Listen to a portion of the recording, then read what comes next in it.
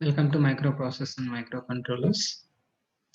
ఇచ్చిన 8 bit సిరీస్‌ని ascending ఆర్డర్‌లో కానీ, డిసెండింగ్ ఆర్డర్‌లో కానీ అసెంబ్లీ లాంగ్వేజ్ ప్రోగ్రామ్స్‌ని యూజ్ చేసి ఎలా రాయాలో ఈ సెషన్‌లో తెలుసుకుందాం.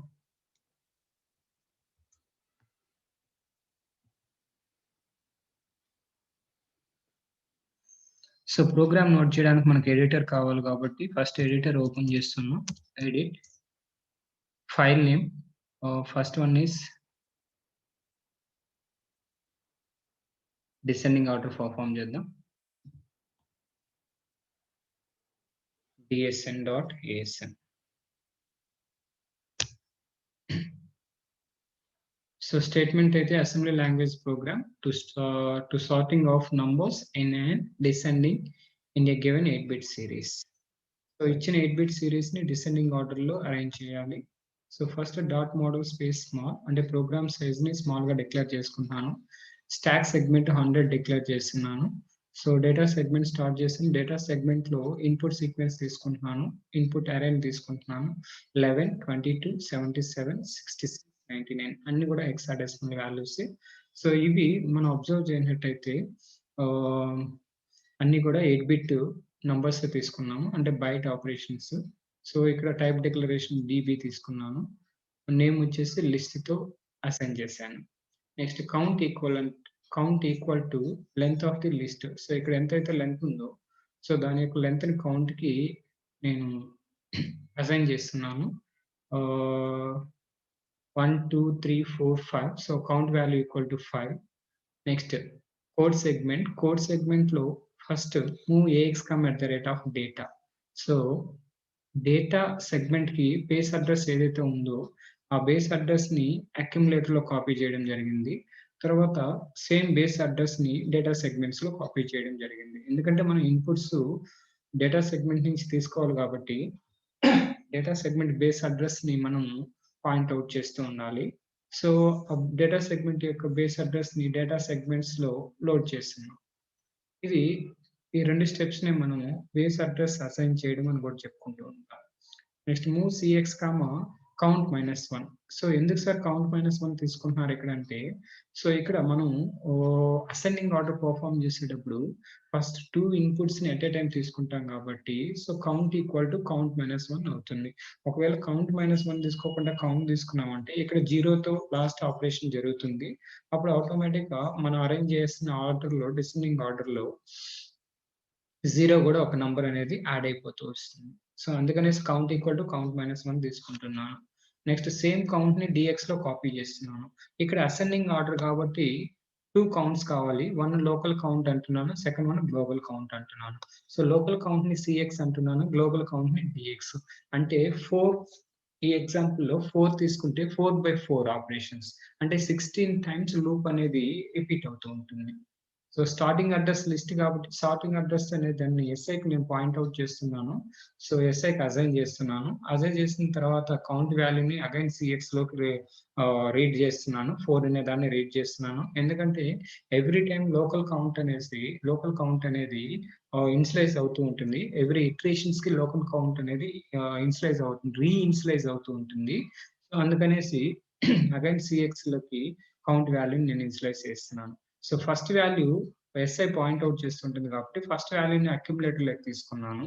తర్వాత అప్డేట్ చేస్తున్నాను SIని సెకండ్ వాల్యూకి. సో సెకండ్ వాల్యూని డైరెక్ట్ గా కంపేర్ చేశాను. సో అక్యుములేటర్ లోని వాల్యూతోని ఫస్ట్ ఇన్పుట్ ని second input already memory location లో ఉన్న దాంతో కంపేర్ చేశాను. కంపేర్ చేసిన తర్వాత ఒకవేళ ఇక్కడ కానీ నో క్యారీ వస్తే జంప్ ఇఫ్ నో క్యారీ వస్తే ఎక్స్చేంజ్ ఆపరేషన్ పర్ఫార్మ్ చేయకుండా డైరెక్ట్ వెళ్ళిపోతున్నాను. ఒకవేళ అలా కాకుండా క్యారీ గాని వచ్చిందిరా అంటే ఇన్ కేస్ క్యారీ గాని జనరేట్ అయితే ఆ కేసులో నేను ఎక్స్చేంజ్ చేస్తున్నాను. ఎక్స్చేంజ్ చేసేటప్పుడు ఎలా ఎక్స్చేంజ్ చేస్తున్నాను? సో SI లోని కంటెంట్ లో ఉన్న వాల్యూని అంటే మెమరీ లొకేషన్ లో ఉన్న వాల్యూని అక్యుములేటర్ లో కాపీ చేస్తున్నాను. అక్యుములేటర్ లో ఉన్న వాల్యూని లొకేషన్ లో అప్డేట్ చేస్తున్నాను. అంటే సెకండ్ లొకేషన్ లో అప్డేట్ అయింది. బట్ ఫస్ట్ లొకేషన్ లో అప్డేట్ అవ్వలేదు. అందుకనేసి నేను SIని మళ్ళీ డిక్రిమెంట్ చేస్తున్నాను. డిక్రిమెంట్ చేసి A లో నుంచి వాల్యూని తీసుకుని వెళ్ళి అగైన్ SI లొకేషన్స్ లో SI ఏదైతే పాయింట్ అవుట్ చేస్తున్నారో ఫస్ట్ మెమరీ లొకేషన్ లో దాంట్లో నేను కాపీ చేస్తున్నాను. సరే ఎందుకు సార్ ఎలా అంటే ఇది డైరెక్ట్ మెమరీ నుంచి మెమరీకి ఎక్స్చేంజ్ అనేది జరగదు కాబట్టి నేను టెంపరరీగా ఒక అక్యుములేటర్ తీసుకొని అక్యుములేటర్‌లో కాపీ చేసి అక్యుములేటర్‌లో నుంచి మెమరీకి ఎక్స్చేంజ్ చేస్తున్నాను. తర్వాత అగైన్ డిక్రిమెంట్ చేసి అక్యుములేటర్ నుండి వాల్యూని మెమరీలోకి కాపీ చేస్తున్నాను. అంటే ఇప్పుడు ఫస్ట్ మెమరీ లొకేషన్ నుంచి వాల్యూ, సెకండ్ మెమరీ లొకేషన్ నేను వాల్యూ తీసుకొని అవి రెండిటిని కంపేర్ చేసి క్యారీ జనరేట్ అయిందా లేదా చూసి క్యారీ జనరేట్ అయితే ఎక్స్చేంజ్ చేస్తున్నాను. ఎక్స్చేంజ్ చేసి నెక్స్ట్ ఆపరేషన్‌కి వెళ్తున్నాను. నెక్స్ట్ ఆపరేషన్ ఏముంది? Increment SI. Increment SI. SI second నంబర్‌కి పాయింట్ ఔట్ చేస్తుంటుంది. సెకండ్ ఇన్‌పుట్‌ని పాయింట్ ఔట్ చేస్తుంటుంది. కౌంట్ అనేది ఒకటిగా డిక్రిమెంట్ అవుతుంది కాబట్టి decrement CX. Jump if it is non zero. Jump if it is non zero. Non zero అయితే అగైన్ బ్యాక్ వెళ్తున్నాను. ఇప్పుడు సెకండ్ ఇన్‌పుట్‌ని ఏలోకి తీసుకుంటున్నాను. మళ్ళీ అప్డేట్ చేస్తున్నాను థర్డ్ ఇన్‌పుట్‌కి ఎస్ఐని. నెక్స్ట్ కంపేర్ చేస్తున్నాను. సెకండ్ ఇన్‌పుట్‌ని థర్డ్ ఇన్‌పుట్‌తో, అంటే థర్డ్ ఇన్‌పుట్ ఆల్రెడీ మెమరీ లొకేషన్‌లో ఉంది. సెకండ్ ఇన్‌పుట్ వచ్చేసి సెకండ్ నంబర్ వచ్చేసి అక్యుములేటర్‌లో ఉంది. అగైన్ కంపేర్ చేస్తున్నాను. కంపేర్ చేసి క్యారీ జనరేట్ అయితే ఎక్స్చేంజ్ చేస్తున్నాను. క్యారీ జనరేట్ అవ్వకపోతే నెక్స్ట్ లెవెల్‌కి వెళ్ళిపోతున్నాను. ఇలా 4 నంబర్ ఆఫ్ టైమ్స్ మనం రిపీట్ చేస్తున్నాం. 4 నంబర్ ఆఫ్ టైమ్స్ రిపీట్ చేసినప్పుడు 1 మాక్సిమం నంబర్ అనేది ఫస్ట్‌కి రావడం జరుగుతూ ఉంటుంది. Next same decrement dx perform చేస్తున్నాను. ఇప్పుడు డీఎక్స్ 4 - 1 3 అవుతుంది. అగైన్ అనే ఆపరేషన్ నాన్ జీరో కాబట్టి అగైన్‌కి వెళ్తున్నాను. అగైన్ ఏం చేస్తున్నానంటే మళ్ళీ స్టార్టింగ్ నుంచి కంపేర్ చేస్తున్నాను. ఇలా ఎన్ని ఇటరేషన్స్ చేయాలి మనము? టోటల్ 4 ఇటరేషన్స్ వస్తాయి. ఈచ్ అండ్ ఎవ్రీ ఇటరేషన్‌లో కూడా ఎవ్రీ ఇటరేషన్‌లో 4 కంపారిజన్స్ వస్తాయి. అంటే 4 × 4 16 కంపారిజన్స్. ఈ local count 4, global count 4. 4 × 4 16 times compare operation అనేది పర్ఫార్మ్ అవుతుంది. కంపేర్ ఆపరేషన్ పర్ఫార్మ్ అయిపోయిన తర్వాత 4 టైమ్స్ మనం ఏదైతే సీక్వెన్స్ ఇచ్చామో సేమ్ సీక్వెన్స్ రీఅరేంజ్ అవుతుంది. డిసెండింగ్ ఆర్డర్‌లో పర్ఫార్మ్ అయి ఉంటుంది. నెక్స్ట్ INT21Hని కాల్ చేస్తున్నాను. ఎప్పుడైతే INT21Hని కాల్ చేస్తానో అది ఆటోమేటిక్‌గా AHలో ఉన్న నంబర్‌ని ఈక్వలెంట్ ఫంక్షన్ అనే దాన్ని జనరేట్ చేస్తుంటుంది. AHలో 09H ఇచ్చాను కాబట్టి 09 అంటే డిస్‌ప్లే. డిస్‌ప్లే అంటేనే DX ఏ అడ్రెస్ అయితే పాయింట్ ఔట్ చేస్తుంటుందో దాన్ని డిస్‌ప్లే చేస్తుంది. నెక్స్ట్ రిటర్న్ టు డాస్ రావడానికి 4CHని AHలో కాపీ చేశాను. దాని ఫంక్షన్ ద్వారా కాల్ చేస్తున్నాను. ఇది simple descending order program. ASM space DSN dot ASM. Assembling లో ఎలాంటి ప్రాబ్లం లేదు. నెక్స్ట్ లింకర్ కి వెళ్దాము. Link space DSN dot. లింకర్ లో కూడా ఎలాంటి ప్రాబ్లం లేదు, లింక్ అయిపోయింది. నెక్స్ట్ డీబగ్ కి వెళ్దాము. TD space DSN dot.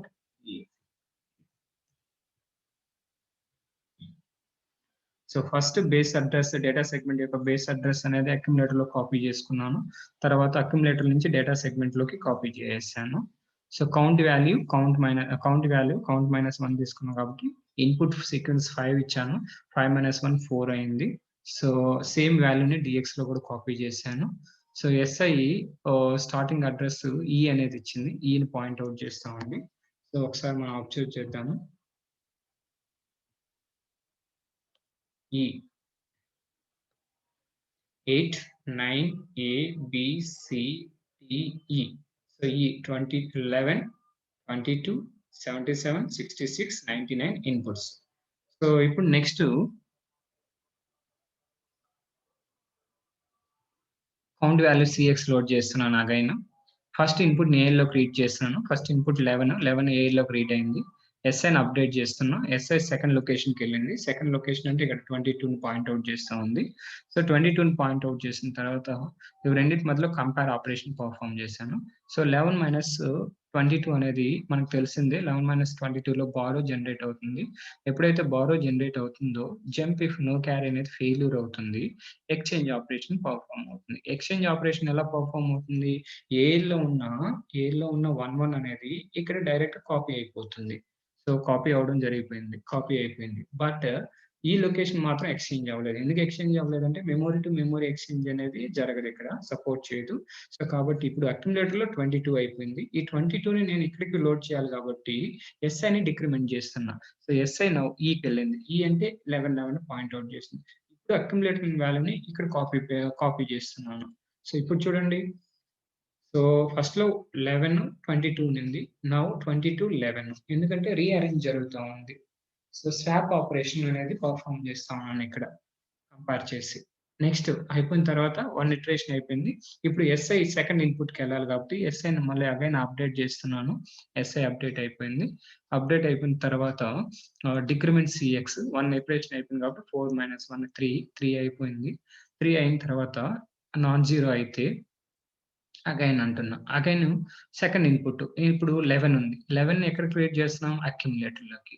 ఎస్ఐని అప్డేట్ చేస్తున్నా. ఎస్ఐ అనేది ఇప్పుడు ఎక్కడ పాయింట్ ఔట్ చేస్తుంది? 77ని పాయింట్ ఔట్ చేస్తుంది.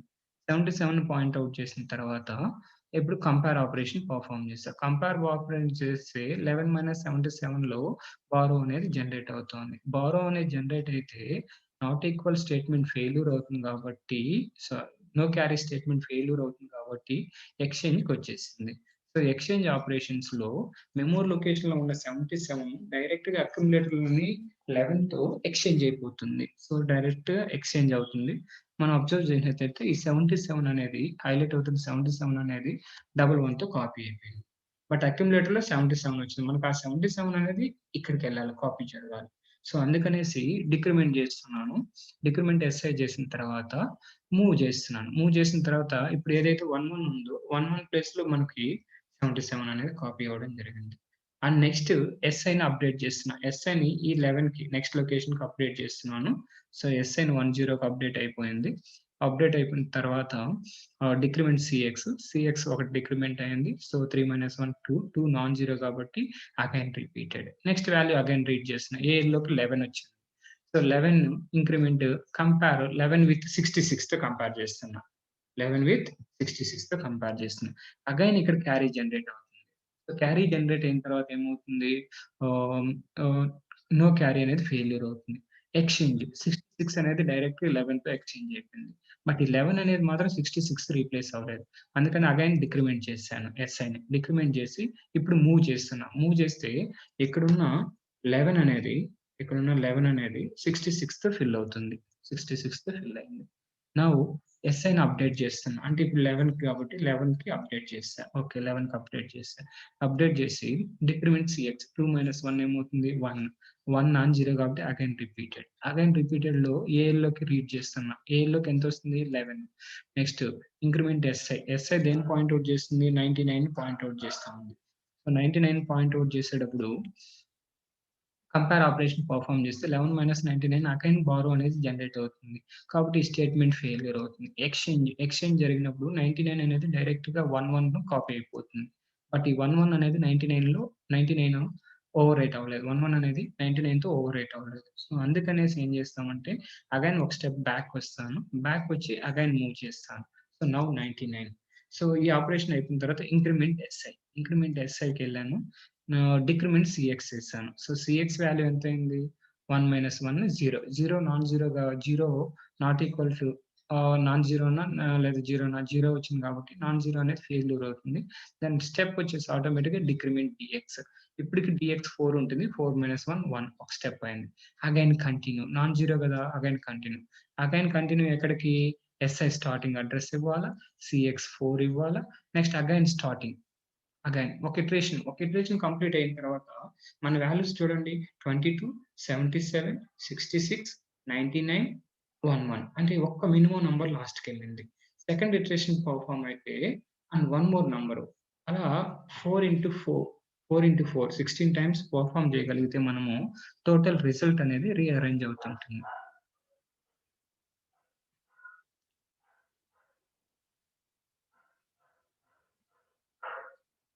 సో సెకండ్ ఇటరేషన్ పెర్ఫార్మ్ అయినప్పటికి చూడండి 21, 77, 66, 22 అనేది లాస్ట్‌కొచ్చింది సెకండ్ నంబర్. ఇప్పుడు థర్డ్ ఇటరేషన్ పెర్ఫార్మ్ చేసేటప్పుడు ఏమవుతుంది ఇక్కడ 66 అనేది రావాలి థర్డ్ ఇటరేషన్. ఒకసారి చెక్ చేద్దాం.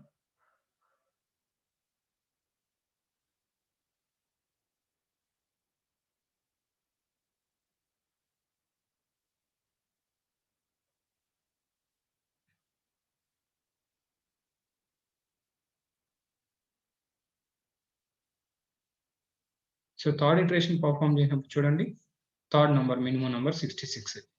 సో ఫోర్త్ ఇటరేషన్ కి 77 అనేది ఇక్కడ మూవ్ అవుతుంది. మూవ్ అయితే so program completed. First iteration లో 1 మినిమం నంబర్ లాస్ట్ వచ్చింది. సెకండ్ ఇటరేషన్ లో సెకండ్ నంబర్, థర్డ్ ఇటరేషన్ లో థర్డ్, ఫోర్త్ ఇటరేషన్ రన్ అవుతా ఉంది. సో ఫోర్త్ ఇటరేషన్ లో fourth number. Now CX equal to 0 అయిపోయింది. నాన్ జీరో ఫెయిల్యూర్ అయింది. డిఎక్స్ ఆల్సో 0 అయిపోయింది. ప్రోగ్రామ్ ఎగ్జిక్యూట్ అయిపోయింది. సో ఇప్పుడు రిజల్ట్ చూడండి. 99, 77, 66, 22, 11 రీఅరేంజ్. సో మనం ఏదైతే ఇన్పుట్ ఇచ్చానో సేమ్ ఇన్పుట్ ని రీఅరేంజ్ చేసింది. ఓకే సార్, అసెండింగ్ ఆర్డర్ చూద్దాం.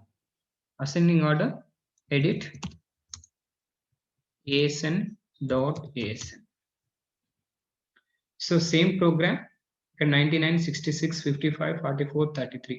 సో మీరు అబ్జర్వ్ చేసినట్టయితే అన్ని డిసెండింగ్ ఆర్డర్ లో తీసుకున్నాను. డిసెండింగ్ ఆర్డర్ తీసుకొని మనం కానీ అసెండింగ్ ఆర్డర్ పర్ఫామ్ చేయగలిగినామంటే అంతకన్నా మాక్సిమం నంబర్ అనేది వేరే నంబర్ మనం ఇవ్వలేము. సో ప్రోగ్రామ్ 100% సక్సెస్ఫుల్ గా ఎగ్జిక్యూట్ అవుతుందని చెప్పగలుగుతాం.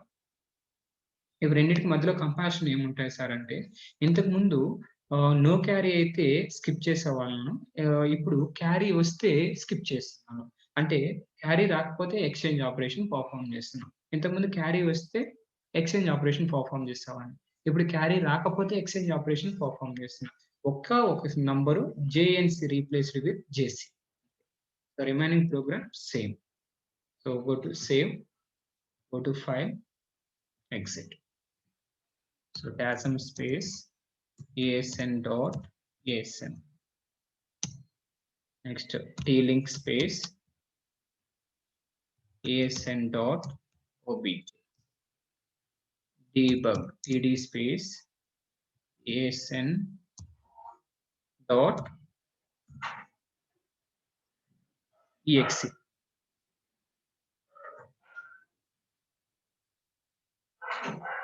exe.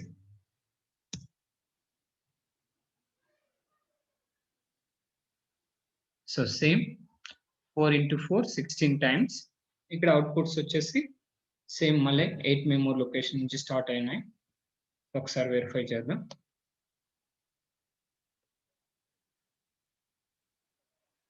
నాట్ 8 మా ఈ నుంచి ఉన్నాయి.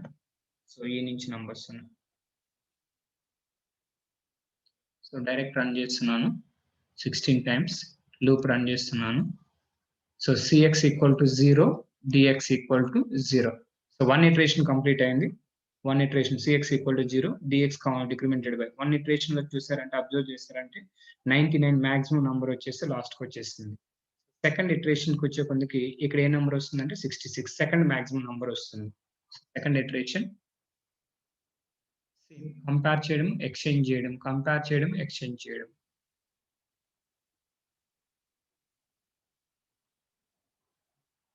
సెకండ్ ఇటరేషన్ కంప్లీట్ అయింది. సెకండ్ ఇటరేషన్ కంప్లీట్ అయినప్పుడు చూడండి సెకండ్ నంబర్ 66 అనేది ఇక్కడికి వచ్చేసింది. థర్డ్ ఇటరేషన్ కంప్లీట్ అయితే ఇక్కడ 55 అనేది రావాలి. థర్డ్ ఇటరేషన్ అంటే సిఎక్స్ ఎవ్రీ టైం 0 అయిందిరా అంటే 1 ఇటరేషన్ కంప్లీట్ అయినప్పుడు. సో 4, 3, 2, 1, 0. సిఎక్స్ 0 అయింది. సో థర్డ్ ఇటరేషన్ కి 155 వచ్చేసింది. సో ఇక ఫోర్త్ ఇటరేషన్ పర్ఫామ్ చేస్తే ఈ 44 అనేది ఇక్కడ ప్లేస్ అయిపోతుంది.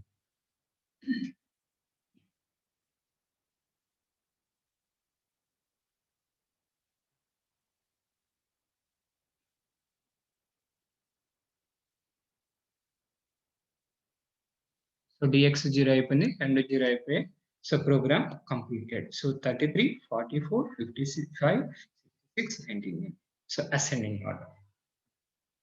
Only one difference, previous case jump if no carry, ఇక్కడ మనం జంప్ ఇఫ్ క్యారీ యూజ్ చేస్తాం.